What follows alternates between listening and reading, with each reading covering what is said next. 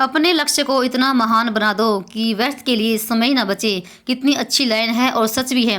अगर हम समय की कदर करेंगे ना तो हमें अपने लक्ष्य तक पहुंचने के लिए कोई नहीं रोक सकता, अगर हम समय की कदर करेंगे तो जी चलिए शुरुआत करते हैं इसी के साथ आज के व्लॉग की। हेलो हेलो जी, राम राम जी, कैसे हो आप सब? आशा करते हैं आप सब भी अच्छे होंगे, स्वस्थ होंगे, मस्त होंगे। और स्वागत है आप सभी का एक बार फिर से एक और प्यारी सी सुबह के साथ नए व्लॉग में। तो जी अभी टाइम हो गया है सुबह के 4:30 बज गए हैं और दिन है संडे का और तारीख है 26 जनवरी। तो यहाँ पर मैं उठ गई हूँ और उठते ही मैं सबसे पहले क्या करती हूँ भाई, अपने शिव बाबा को गुड मॉर्निंग बोल के और सीधा मैं अपना गेट खोल देती हूँ। और उसके बाद अपना ब्रश वगैरह करके और मैंने यहाँ पर पानी भी रख दिया है गर्म होने के लिए और डाल लेते हैं ग्लास में। तो एक केसर पापा के लिए है और एक मेरे लिए। तो अभी मैं पानी पीऊँगी बैठ के और 15-20 मिनट मेडिटेशन भी करूँगी, जिसको योग बोलते हैं। और अभी केसव भी उठ गया है तो वो अपनी पढ़ाई करेगा, आज वो जल्दी उठ गया है।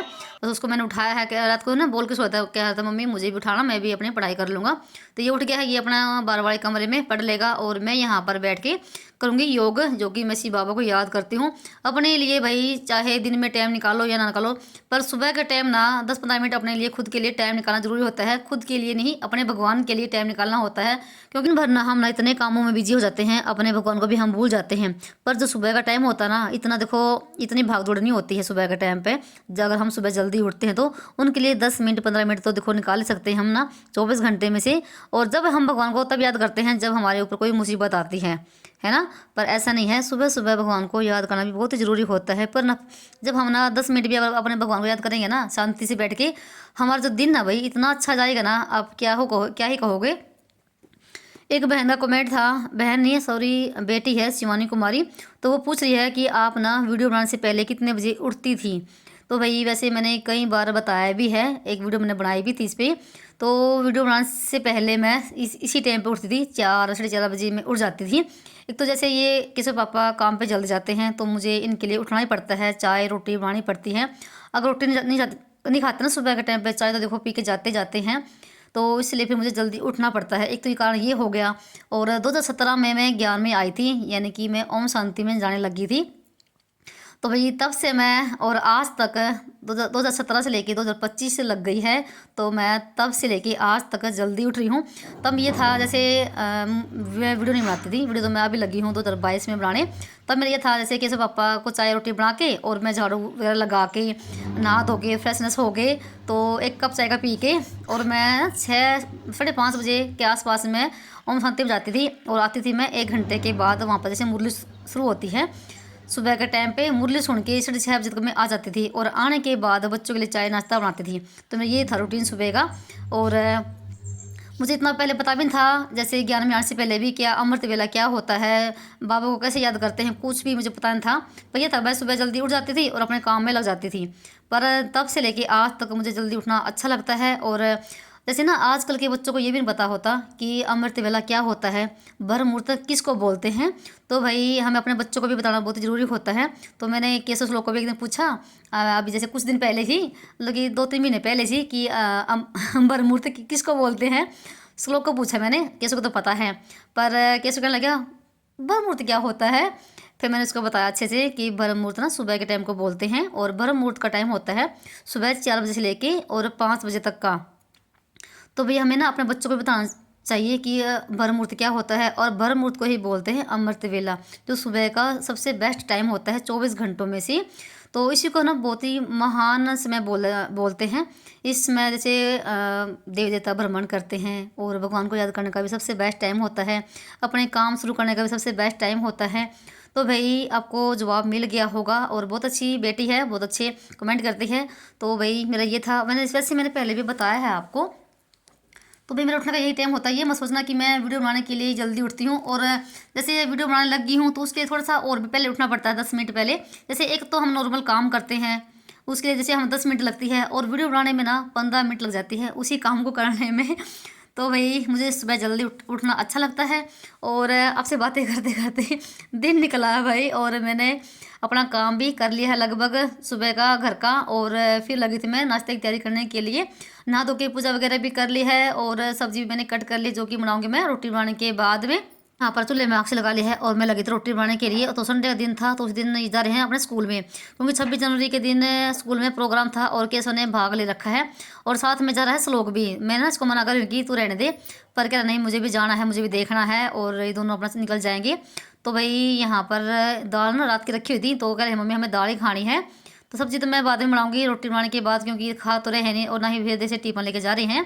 तो दो दो इनके लिए पराठे सेक दूंगी, और दूध के साथ अपना खा लेंगे, क्योंकि क्या पता कितने बजे आएंगे ये। वही फिर ना 2 बजे के आसपास में आए थे ये। पर फिर ना बच्चों को पेट भर के रोटी खवा दी है, और मैं कभी भी भूखा नहीं भेजती इनको भाई, एक रोटी तो मैं जरूर खवाती हूँ। बस उन दोनों रोटी अपना खा ली है, और अभी ना बस आएगी लेने के लिए, तो बस का वेट करेंगे। और रोटी बनाने के बाद ना फिर मैंने सब्जी छोंकने की तैयारी कर दी थी। तो तेल चढ़ा दिया है, और मैं बनाई सब्जी पेठे की।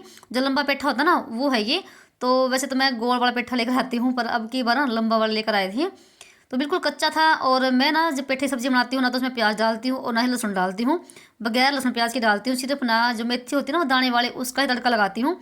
उसका तड़का लगाने के बाद सारे मसाले डाल दिए हैं, और फिर मसाले को पकने के बाद ना फिर डाल दी सारी सब्जी। और इसमें डाल दी मैं, तो इमली रखी हुई थी, इमली को मैंने भिगो दिया था।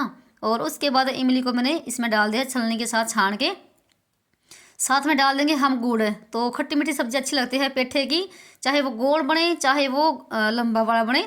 तो बस यहाँ पर सब्जी पकती रहेगी मेरी, और तब तक मैं अपना नीचे अपना काम करूँगी, क्योंकि मैंने सुबह के टाइम मशीन भी लगाई थी, तो कपड़े बहुत सारे हो रखे हैं। पता है संडे के दिन तो भाई बहुत ज़्यादा कपड़े होते ही हैं। संडे का दिन तो ऐसा लगता है कि बाय। कपड़ों का ही होता है।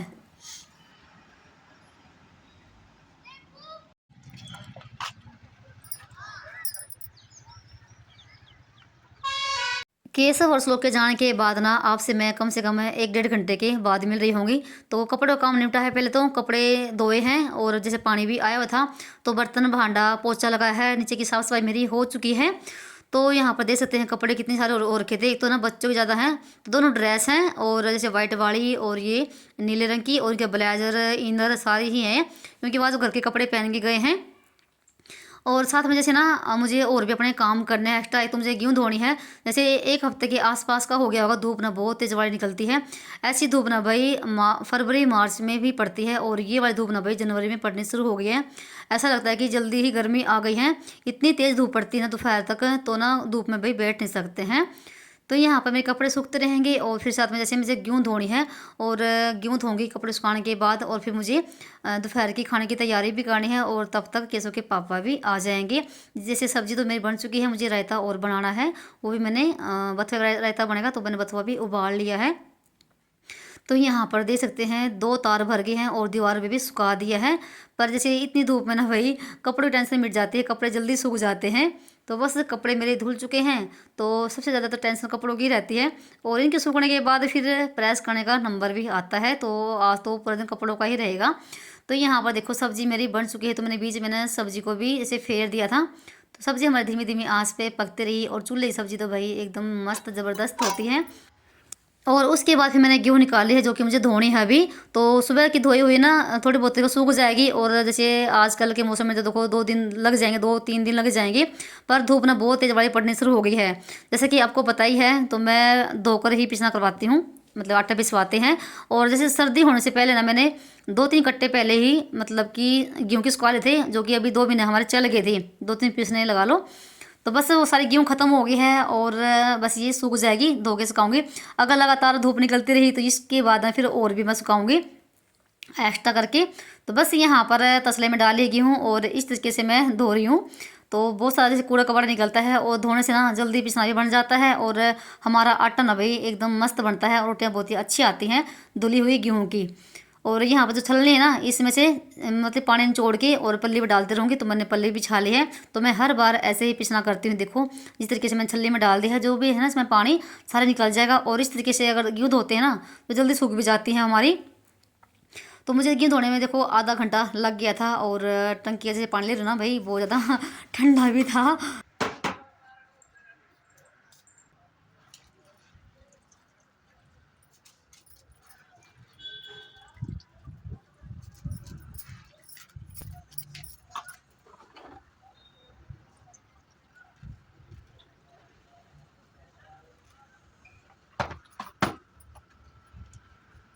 और सारी गेहूँ धुल चुकी है और उसके बाद ना इसको फैला देंगे, अपना सूखती रहेगी। धूप ना बहुत तेज़ वाली पड़ रही है, तो धूप में भाई बैठ नहीं सकते, इतनी तेज़ धूप पड़ रही है और सबके यहाँ ऐसा ही हाल है। इतनी धूप ना भाई पहले कभी नहीं पड़ी है जनवरी के महीने में, क्योंकि इतनी सर्दी नहीं पड़ी है। जनवरी और दिसंबर का 2 ही महीने होते हैं सर्दी के, पर इतनी अब की बार इतनी ठंड नहीं थी, तो जल्दी ही थोड़ी सी गर्मी शुरू हो गई है और कोई पता नहीं चलता फिर से क्या पता ठंड पड़नी शुरू हो जाए। तो ऊपर काम निपटाने के बाद ना फिर आ गई थी मैं नीचे, तो यहाँ पर चलिए रायता बना लेती हूँ, क्योंकि कोई पता नहीं चलता इसके सब पापा कब आ जाएँ, तो मैं अपना खाना बना के तैयार कर लेती हूँ, तो रोटी रोटी बनी रह जाएगी फिर मुझे मेरी। तो यहाँ पर मैंने पहले ही बथुआ उबाल के इसको पानी में छोड़ लिया है और थोड़ा सा मैंने कुंडी में छेद भी लिया है, ये यानी कि कूट लिया है। उसके बाद डाल दिया टोपिए में, और रात को मैं दही भी जमाई थी, 1 लोटिया भर के दही डाल दी है, थोड़ा सा दही को फेंट के, और साथ में लस्सी भी मिला दी है, और 2 मैंने हरी मिर्च कूट के यहाँ पर डाल दी है। तो हम हरी मिर्ची खाते हैं, लाल मिर्च तो बहुत ही कम खाते हैं। और साथ में मैंने तवे पे ना जीरा को भून के उसको पीस लिया है, वो भी डाल दिया इधर। तो भाई इस तरीके से अगर हम बथुआ का रायता बनाते ना, बिल्कुल टेस्टी बनता है। और जैसे इस मौसम में बथुआ का रायता हुआ, गाजर का हुआ, बहुत ही मज़ेदार बनता है। तो उसके बाद मैंने एक टोरी में आग रख के और उसके ऊपर डाल दिया है थोड़ा सा देसी घी, तो उसकी खुशबू से ना भाई बहुत ही मस्त वाला रायता बनेगा। और आप चाहो तो इसके ना दूसरे बर्तन के साथ उल्टा पुल्टी भी कर सकते हैं। बस इसके ऊपर रख दिया प्लेट, तो थोड़ी देर के लिए इसमें जो भी धुआं है ना सारा इसके अंदर आ जाएगा और बहुत बड़ा बड़ा हमारा रायता बनेगा। जब तक ये हमारा सेट होगा तब तक चलिए हम अपना और काम कर लेते हैं। देखो कितना धुआं हो गया ना, और इतनी खुशबू ना पूरे घर में फैल जाती है भाई इसकी। और ये है हमारी सब्जी, तो सब्जी भी लेकर आ गई, सब्जी गर्म है। तो सब्जी भाई बहुत ही मस्त वाली सब्जी बनी है, खट्टी मीठी बिना लहसुन प्याज की। तो चलिए ये भी हमारा काम हो गया है, सिर्फ रोटी ही बनानी है, और रोटी मेरे लिए तो रखी है, मैं तो वही खाऊंगी भी। थोड़ा सा हमारा जब तक रहता सेट होगा, और मेरा पूरा घर बिल्कुल साफ़ और व्यवस्थित है, तो सारा काम हो गया था। और टाइम भी जैसे ना 11 ही बजने वाले हो गए थे। चलिए उसके बाद दिखाते हैं अपने सूट, जो अभी मेरी मम्मी लेकर आई थी। तो 2 लेकर आई थी, और वो भी गर्मी के हैं, हमने गर्मी के मंगवाए थे। तो ये तो है सलवार का कपड़ा, लाइनिंग में है, और ये है सूट का। तो मैं इस सूट को कट करूँगी, अगली वीडियो में आपको दिखाऊंगी मैं। और मैंने अपना प्लाजो पैंट ही मैंने कट किया है, वैसे कट कर लिया मैंने, तो आपको अगली वीडियो में देखने को मिलेगा। और इसके ना गले पे एक पट्टी लगी हुई है, उस पर ना बटन सी हैं। तो ये सूट है, और बिल्कुल भाई गर्मी के हैं, सूती सूट है बिल्कुल, चाहे ना आप किसी तरह से भी आप पहन सकते हैं घर पे। और ये है गुलाबी रंग का, तो इसका भी वैसे ही कलर है, बिल्कुल सेम है ये, बस कलर अलग है। बस सलवार में थोड़ा सा फ़र्क है, उसमें लाइनिंग सी है, उसमें धारी सी है। और हाँ, इनके ऊपर ना चुन्नी नहीं है भाई, दुपट्टा है, बिल्कुल सूती दुपट्टा। और गर्मी में ना भी मज़ा आएगा इनको पहन के, ये देखो यहाँ पर। और मेरे पास ना इस तरह का एक सूट भी है जो मैं पहनती भी हूँ, जिसके ऊपर सूती दुपट्टा है। तो ये 2 सूट हैं। और बताना भाई कमेंट करके आप सभी को ये सूट कैसे लगे हैं। तो मैंने एक सूट कट कर लिया है, जो कि आपको अगली वीडियो में देखने को मिलेगा। तो चलिए ये थे मेरे 2 सूट जो हमने ये मंगवाए थे। और उसके बाद लगा लिया है मैंने अपने लिए खाना भाई, और रायता हमारा बन चुका है, और रायता बहुत ही मस्त बना भाई, क्योंकि इन दिनों में रायता अच्छा लगता है। और साथ में हमारी सब्जी है, रोटी है। रोटी मेरी तो वही रखी हुई थी सुबह की, मैंने अपने लिए रोटी बनाई थी। और जब तक केसव पापा आएंगे और केसव लोग आएंगे फिर बनाऊंगी रोटी उनके लिए, जो भी वो बाजरे खाएंगे, गेहूँ की खाएंगे। तो मैं यहाँ पर धूप में लेकर आ गई हूँ, क्योंकि ना अगर नीचे रहते ना तो ठंड लगती है, क्योंकि हमारे नीचे भाई बहुत ज़्यादा ठंड है, और ऊपर आने के बाद बहुत ज़्यादा धूप लगती है। तो खाना खाने के बाद ना फिर जैसे मुझे चूल्हे की सफाई भी करनी है, चूल्हे में से अभी राख नहीं निकाली है, तो ये काम करना है। और उसके बाद कपड़े भी सूख गए हैं, तो कपड़े को उतारूंगी, उनकी तय लगाऊंगी, जो प्रेस करने वाले प्रेस भी करने हैं। और खाना खाने के बाद ना फिर थोड़ी देर में अपना बैठ भी गई थी, क्योंकि जैसे सुबह से हम लगातार लगे रहते हैं ना, थोड़ी सी देखो थकान सी हो जाती है। और यहाँ पर ना फिर जैसे मैं ऊपर ही बैठी हुई थी, और कैसे लोग भी आ गए हैं, ये ना 1 बजे के आसपास में आ गए होंगे। तो देखो इसको ना ये ट्रॉफी मिली है, तो केसव ने भाग ले रखा था भक्ति गीत में। तो बच्चों की ना ट्रॉफी भाई बहुत सारी हो रखी है, हर साल ट्रॉफी लेकर आते हैं, जैसे जब इनका रिजल्ट आता है तब भी, और जैसे भाग लेते हैं। तो पिछली बार भी केसव ने भाग लिया था, तब उसने एक मेडल है मिला था। और ये बता रहे हैं स्कूल की बातें, मम्मी उसने ये गाया, उसने ये गाया, उसने ऐसा किया वैसा किया। तो उनकी ये बात चलती है आते ही। तो बस अभी नीचे जाएंगे, और मैं बनाऊंगी इनके लिए रोटी। तो रोटी इन्होंने बाजरे की बनवाई थी, क्योंकि मैं तो खाती। और ये देखो खाना खुना खाने के बाद ना फिर ना पता नहीं एकदम से केसव को क्या हुआ, तो ये सो गया था, और उसकी तबीयत से एकदम से ख़राब हो गई, क्योंकि ना पूरा दिन सुबह से लेके दोपहर तक ये धूप में बैठे रहे। और एक हो जाता है धूप में बैठे बैठे एक अलकस हो जाता है, तो यहाँ पर सब लोग का भी यही हाल है। और ये देखो इनकी ट्रॉफी ना कितनी सारी रखी हुई हैं। और फिर जैसे ना मैंने पिछली वीडियो में जो आलू के पापड़ बनाए थे, तो वो हमारे सूख चुके थे। और फिर ना कैसे कहने लगे मम्मी हमारे लिए आलू के पापड़ बना दो। तो फिर मैंने यहाँ पर ना आलू के पापड़ लग गए थे बनाने के लिए। और ना भाई ये उसी दिन सूख गए थे जिस दिन मैंने ये बनाए थे दोपहर तक, क्योंकि धूप ना बहुत तेज़ वाली पड़ रही है। तो ये सूख जाते हैं दोपहर तक आसानी से अगर आप सुबह ही बना लोगे तो।